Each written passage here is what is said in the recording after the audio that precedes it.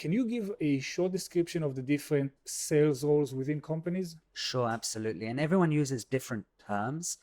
I think that traditionally you used to have one person who did end to end, everything from marketing to sales. Find the prospect, call, negotiate the contract, close it. Exactly. And now it's, I think, especially in the high tech scene, they're doing what's called slice and dice, specialization. Okay. So it's the difference between what you described as a generalist.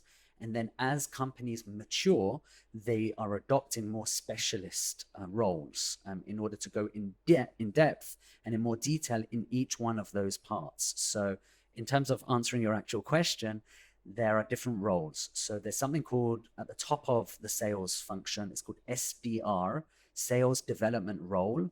Some people call it BDR, business development role, but nowadays it's SDR. Their function is primarily to open the doors. Okay, so it can be through qualifying and calling up and looking after and nurturing and answering questions to anyone who came to your website requesting information or asking for a demonstration, or doing it on an outbound process, which is cold calling and selling the value proposition to the prospect. Inside sales is doing all of what we've just described above, as well as selling the actual product or solution, so closing the deal. Kind of like playing tennis on both sides of the field. Correct. Find the prospect, get them to open up, and then engage in a selling interaction. Correct. But traditionally, it's going to be for low value products or for medium sized companies. And therefore, it's called inside sales because they can do everything inside. They can stay here in the office in Tel Aviv and they can sell internationally. What that is different to is field sales, also known as sometimes AEs, account executives, or enterprise account executives.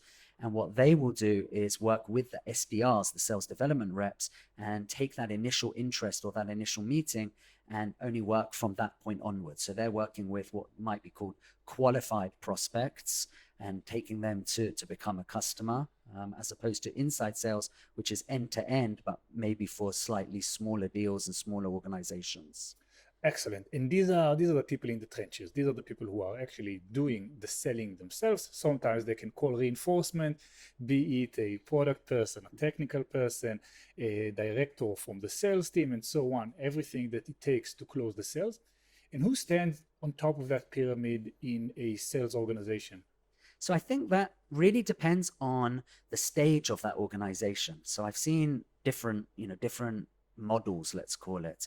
For very, very early stage startups, you might still get the founder, the co-founder, the CEO, who initially starts doing that role, gets some initial traction, and then hires their first marketing and their first sales person, and they may still sit at the top of that. As organizations grow, then they will start to get heads of marketing and heads of sales functions. And as that grows even more, then you might start seeing people with fancy titles, directors, VPs, and then they would build a hierarchy around that. The interesting part comes in the fact that actually the loop is closed. By the time the startup grows to a level that's even higher, the bridges and the gaps between marketing and SDR that we've described and the closers in the sales team, the bridge and the gap starts to widen. And one of the ways that they solve that gap at startups is actually to go and bring another senior, an even more senior person to add to the hierarchy, which might sometimes be a chief revenue officer, CRO. And then that man or woman is like acts as the umbrella over the whole customer facing organization. The orchestrator of the sales and the marketing. We'll touch on that dynamic because it's such an important component of the startup world. It's the make it or break it in so many cases. Now there's the roles of sales managers. These are the relatively mid-management role. You are in charge of managing the sales team. So managing the pipeline, making sure that they get the mentorship and the coaching they need, assist, give feedback, and report up. Then there's the director or VP sales, sometimes it is called.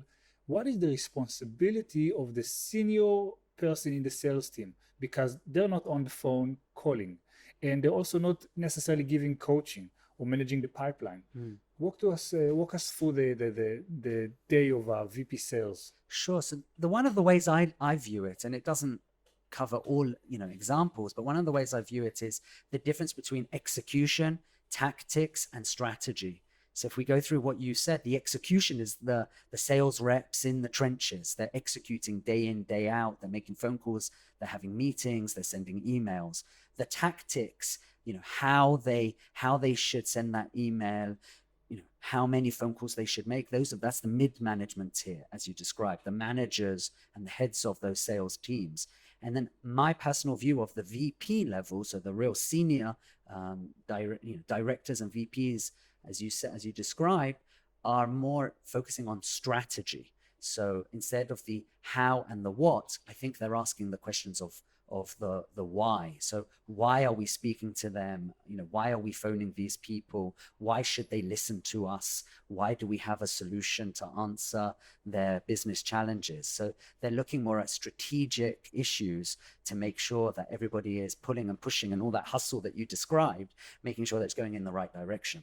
So and they are very focused on their team or their function, which is the sales. Sales, they go hand in hand with product, and they go hand in hand with marketing. And this is where the plot thickens, if you will, because sales can only sell what's on offer. And sometimes the customers want things that are different.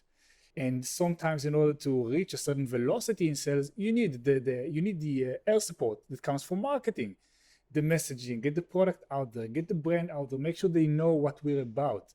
Because otherwise you can spend hours on the phone with someone explaining the product, where ideally you want to have them in a position where they already know about you and they are considering using your service or product.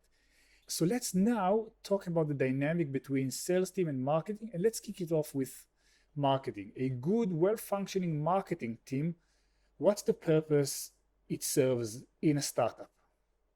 So again, I think I will answer with it depends on the stage. I think, for most startups, what is the purpose or what are they actually doing are two different things. So I believe the purpose should be, like you said, to support the sales team. I actually think that ultimately the purpose of marketing is to enable the sales team to generate revenue.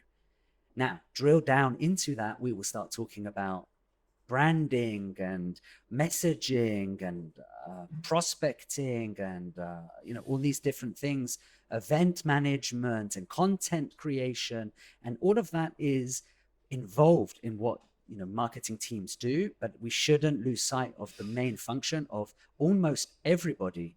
It is to generate revenue and help this company grow. And therefore, even the product, the R&D team, everybody, marketing, especially as we're talking about today, should maintain that view and enable the sales team to generate revenue.